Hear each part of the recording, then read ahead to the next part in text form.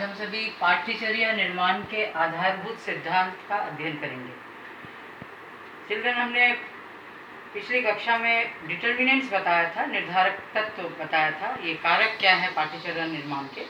लेकिन आज जो शीर्षक है ये प्रिंसिपल्स ऑफ करिकुलम डेवलपमेंट, ये बहुत ही महत्वपूर्ण शीर्षक है, क्योंकि हमें यह जानना चाहिए कि आखिर जो पाठ्यचर्या का निर्माण कर रहे हैं उसके सिद्धांत क्या है।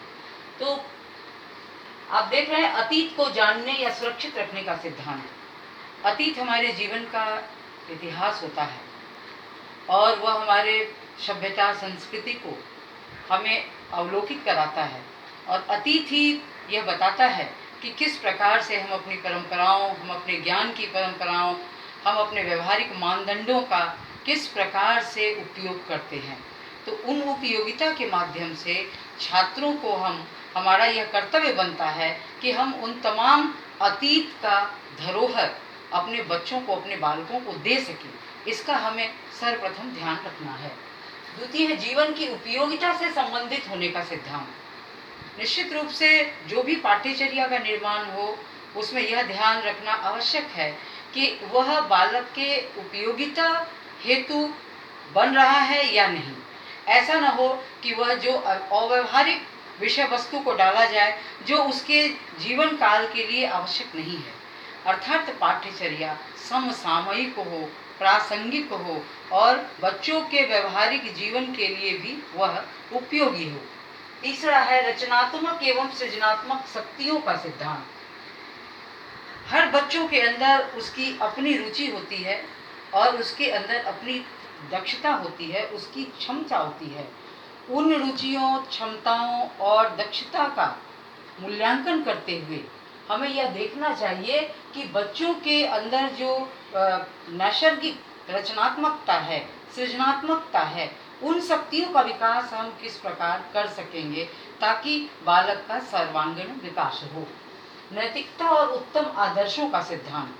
पाठ्यचर्या का निर्माण करते वक्त यह आवश्यक है कि हम देखें कि हमारे जनतांत्रिक देश का नैतिक मूल्य क्या है, हमारे अंदर नैतिकता का विकास कैसे हो, और इसके अलावे इन नैतिक तत्वों से हम एक आदर्श की स्थिति को कैसे प्राप्त करें ताकि बालक हमारी पाठ्यचर्या के माध्यम से जनतंत्रीय भावना का विकास कर सके, एक राष्ट्र के आदर्श नागरिक के रूप में हमारे समक्ष खड़ा हो सके। लचीलेपन का सिद्धांत।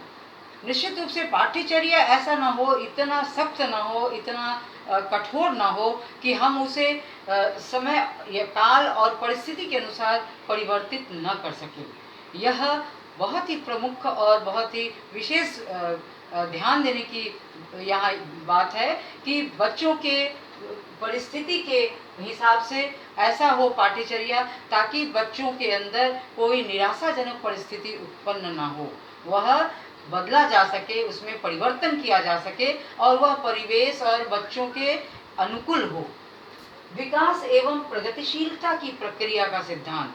हमारे पाठ्यचर्या का मूल सिद्धांत यह है कि वह प्रगतिशील हो, वह आए हुए विकासशील परिस्थितियों को संचित करके उसमें विषय वस्तु का समावेश करें और बच्चे उस पाठ्यचर्या के माध्यम से जो गतिविधियां विकास के आयाम के रूप में वह देख रहे हैं उस विकास की ओर वह बढ़ सके, वह जा सके, और विकास की ओर अगर वह जाएगा तभी उस पाठ्यचर्या की सार्थकता सिद्ध होगी।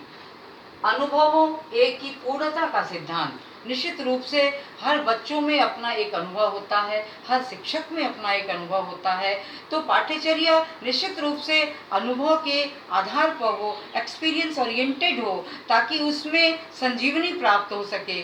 बच्चे उस पाठ्यचर्या के द्वारा यह महसूस कर सकें कि वह जो पढ़ रहा है वह उसके लिए अत्यंत उपयोगी है और वह उसका ही पाठ्यचर्या है। ऐसा न हो कि वह बोझ से लद जाए।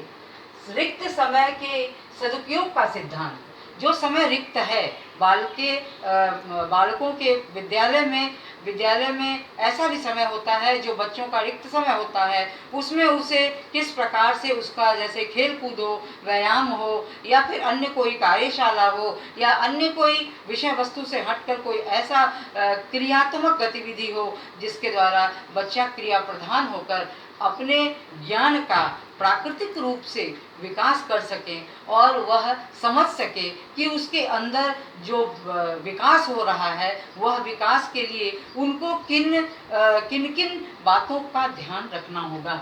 संस्कृति एवं सभ्यता का सिद्धांत निश्चित रूप से अगर हम पाठ्यचर्या बनाएंगे तो हमें यह ध्यान में लाना होगा कि हमारी पाठ्यचर्या हमारी संस्कृति, भारत की जो संस्कृति है, हमारी जो सभ्यता है, हमारा जो सांस्कृतिक धरोहर है, हमारी तमाम सभ्यता और सांस्कृतिक धरोहरों के प्रति सजग करता हो, सचेत करता हो और उसका अध्ययन अवलोकन करने वाला हो, ताकि वह जान सके कि उस देश में, जिस देश में वह रह रहे हैं, उस देश की सभ्यता क्या है, संस्कृति क्या है, सांस्कृतिक मूल्य क्या है, हमारे देश का सनातन धर्म क्या है और उसके प्रति हमारा कर्तव्य क्या है, और हम किस प्रकार से अपने देश की शुचिता को, देश के स्मिता को और देश के मूल्यों को अपने ज्ञान में हमेशा के लिए बसा सकेंगे।